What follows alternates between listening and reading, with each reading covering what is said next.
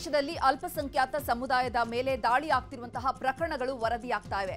ಜನಾಂಗೀಯ ನಿಂದನೆ ಅಥವಾ ಹಿಂಸೆಗೆ ಪ್ರಚೋದನೆಯನ್ನ ನೀಡುವಂತಹ ಕೃತ್ಯವನ್ನ ನಾವು ವಿರೋಧಿಸುತ್ತೇವೆ ಅಂತ ವಿಶ್ವಸಂಸ್ಥೆ ಹೇಳಿದೆ. ಇತ್ತೀಚೆಗೆ ಬಾಂಗ್ಲಾದೇಶದಲ್ಲಿ ನಡೆಯುತ್ತಿರುವಂತಹ ಹಿಂಸಾಚಾರವನ್ನ ನಿಲ್ಲಿಸಬೇಕು ಎನ್ನುವುದನ್ನ ನಾವು ಸ್ಪಷ್ಟವಾಗಿ ಹೇಳ್ತಿದ್ದೇವೆ. ಹಿಂಸೆಗೆ ಪ್ರಚೋದನೆ ನೀಡೋದನ್ನ ವಿಶ್ವಸಂಸ್ಥೆ ಎಂದಿಗೂ ಕೂಡ ಸಹಿಸೋದಿಲ್ಲ ಅಂತ ವಿಶ್ವಸಂಸ್ಥೆ ಹೇಳಿದೆ. ಬಾಂಗ್ಲಾದೇಶದಲ್ಲಿ ಮೌಲಿ ಬಜಾರ್ನಲ್ಲಿ ಮುಸ್ಲಿಂ ಗುಂಪೊಂದು ಹಿಂದೂ ಕುಟುಂಬ ಗುರಿಯಾಗಿಸಿ ದಾಳಿಯನ್ನು ಮಾಡಿದೆ. ಮನೆಯಲ್ಲಿದ್ದ ತಾಯಿ ಮಗಳ ಮೇಲೆ ಅತ್ಯಾಚಾರವನ್ನು ಎಸಗಿದೆ. ಮನೆ ಯಜಮಾನನನ್ನ ಕಲ್ಲು ಹೊಡೆದು ಕೊಂದಿದೆ.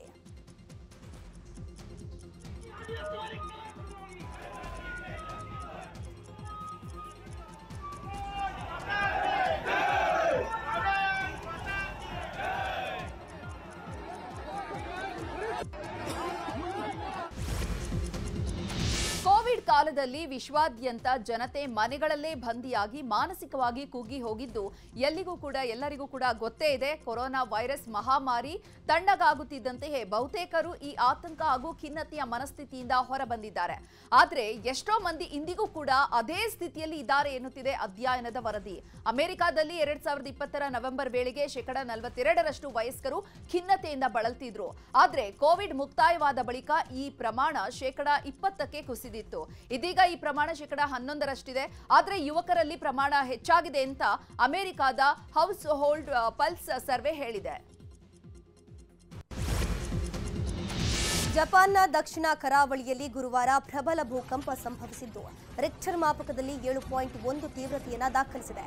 ಈ ಹಿನ್ನೆಲೆ ಕರಾವಳಿ ಸುತ್ತಮುತ್ತಲ ಪ್ರದೇಶಗಳಿಗೆ ಸುನಾಮಿಯ ಎಚ್ಚರಿಕೆಯನ್ನು ನೀಡಲಾಗಿದೆ. ಜಪಾನ್ನ ದಕ್ಷಿಣ ಮುಖ್ಯ ದ್ವೀಪವಾದ ಕ್ಯುಶುವಿನ ಪೂರ್ವ ಕರಾವಳಿಯಲ್ಲಿ ಸುಮಾರು 30 ಕಿಲೋಮೀಟರ್ ಆಳದಲ್ಲಿ ಈ ಕಂಪನವು ಕೇಂದ್ರೀಕೃತವಾಗಿದೆ. ಭೂಕಂಪದ ತೀವ್ರತೆ ಪ್ರಾಥಮಿಕವಾಗಿ 6.9 ಇತ್ತು. ಆ ಬಳಿಕ ಮತ್ತೆ ಹೆಚ್ಚಾಗಿದೆ ಅಂತ ಜಪಾನ್ ಹವಾಮಾನ ಸಂಸ್ಥೆ ತಿಳಿಸಿದೆ. ಅಲ್ಲಿ ವಾಸವಿರುವ ಜನರಿಗೆ ಸುರಕ್ಷಿತ ಸ್ಥಳಗಳಿಗೆ ತೆರಳುವಂತೆ ಎಚ್ಚರಿಕೆಯನ್ನು ಕೊಡಲಾಗಿದೆ.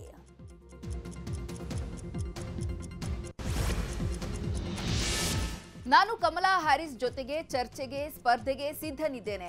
3 ವಿವಿಧ ಟಿವಿ ಚಾನೆಲ್ಗಳಲ್ಲಿ ಸಂವಾದವನ್ನ ನಡೆಸುವಂತಹ ಪ್ರಸ್ತಾಪವನ್ನ ಕಮಲಾ ಹ್ಯಾರಿಸ್ ಅವರ ಮುಂದಿಟ್ಟಿರುವುದಾಗಿ ರಿಪಬ್ಲಿಕನ್ ಪಕ್ಷದ ಅಧ್ಯಕ್ಷೀಯ ಅಭ್ಯರ್ಥಿ ಡೊನಾಲ್ಡ್ ಟ್ರಂಪ್ ಹೇಳಿದ್ದಾರೆ. ಇದಕ್ಕಾಗಿ ಸೆಪ್ಟೆಂಬರ್ನಲ್ಲಿ ಕೆಲವು ದಿನಾಂಕಗಳನ್ನ ಪಟ್ಟಿ ಮಾಡಿದ್ದು ಕಮಲಾ ಹ್ಯಾರಿಸ್ ಇದಕ್ಕೆ ಇನ್ನೂ ಕೂಡ ಒಪ್ಪಿಕೊಂಡಿಲ್ಲ ಅಂತ ಟ್ರಂಪ್ ಹೇಳಿದ್ದಾರೆ. ಫ್ಲೋರಿಡಾ ಬೀಚ್ ಸೈಡ್ ಕಾಂಪೌಂಡ್ನಲ್ಲಿ ನಡೆದಂತಹ ಪತ್ರಿಕಾಗೋಷ್ಠಿಯಲ್ಲಿ ಡೊನಾಲ್ಡ್ ಟ್ರಂಪ್ ಈ ಬಗ್ಗೆ ಮಾಹಿತಿ ನೀಡಿದ್ದಾರೆ.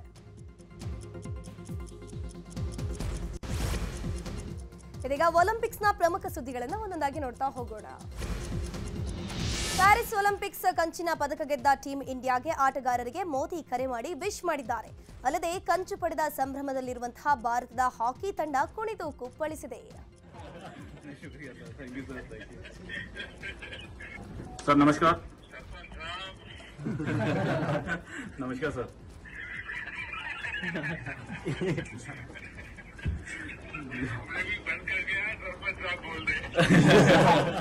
शुक्रिया sir, thank you sir, thank you ji sir. मैं आपको और पूरी टीम को बहुत बहुत बधाई. शुक्रिया सर, थैंक यू. भारत का नाम रोशन किया आपने. और आपको याद होगा मैंने टोक्यो में कहा था आपको जी सर कि आपने पराजय की पूरी श्रृंखला को तोड़ा है. जी सर. और अब आप कुछ करिए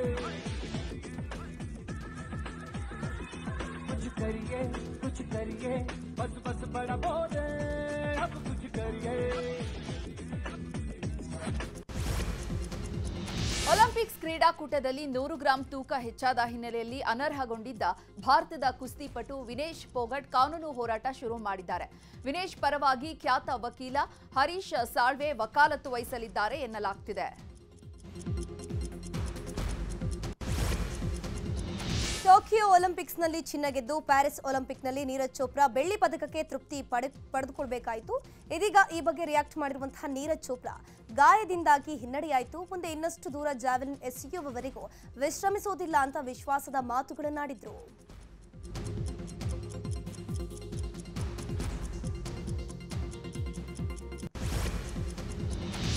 ಒಲಿಂಪಿಕ್ಸ್ನಲ್ಲಿ ಡಬಲ್ ಪದಕ ಪಡೆದಿದ್ದ ಮನು ಭಾಕರ್ ಫುಲ್ ಖುಷಿಯಾಗಿದ್ದಾರೆ. ನಿನ್ನೆಯಷ್ಟೇ ರಕ್ಷಣಾ ಸಚಿವ ರಾಜನಾಥ್ ಸಿಂಗ್, ನಿತಿನ್ ಗಡ್ಕರಿ ಭೇಟಿಯಾಗಿದ್ದಂತಹ ಮನು ಭಾಕರ್ ಇವತ್ತು ವಿಪಕ್ಷ ನಾಯಕ ರಾಹುಲ್ ಗಾಂಧಿಯನ್ನ ಭೇಟಿಯಾಗಿದ್ದಾರೆ.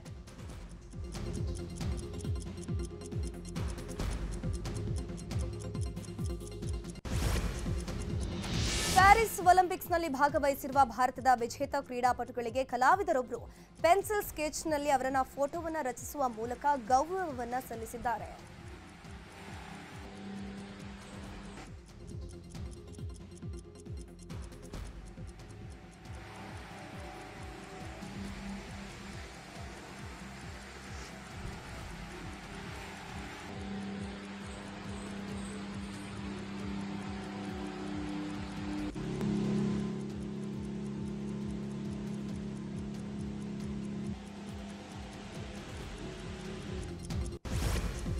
ಕನ್ನಡಿಗರ ನೆಚ್ಚಿನ ನ್ಯೂಸ್ 18 ಕನ್ನಡ ಈಗ ವಾಟ್ಸ್ಆಪ್ನಲ್ಲೂ ಲಭ್ಯ. ಕರ್ನಾಟಕ, ದೇಶ ವಿದೇಶಗಳ 360 ಡಿಗ್ರಿ ಸುದ್ದಿಯ ವಿವರಗಳನ್ನ ನಿಮ್ಮ ಕೈ ಬೆರಳುಗಳಲ್ಲೇ ಪಡಿಲಿಕ್ಕೆ ಈ QR ಕೋಡ್ ಅನ್ನ ಸ್ಕ್ಯಾನ್ ಮಾಡಿ, ನಮ್ಮ ಚಾನಲ್ ಫಾಲೋ ಮಾಡಿ, ನೋಟಿಫಿಕೇಶನ್ ಆನ್ ಮಾಡಿ.